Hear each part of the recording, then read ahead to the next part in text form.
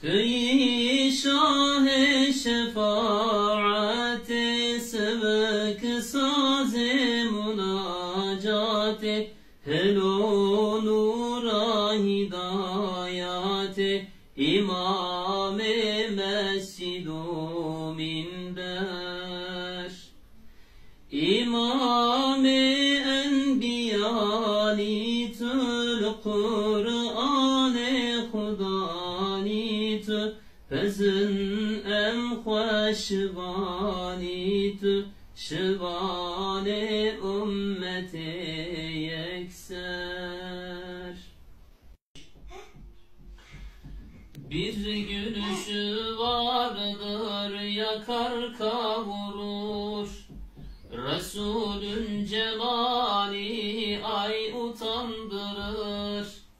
Öyle bir sevdaya atar yandırır.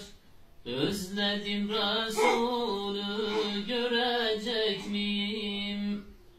Öyle bir sevdaya atar yandırır.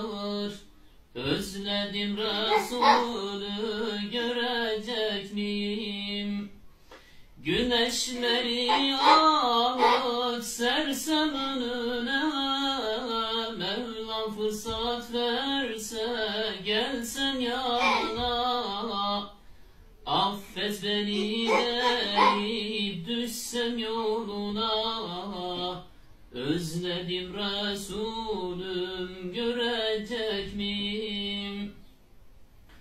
Güneşleri alıp sersem önüne, Mevlam fırsatı verse gelsen yanına.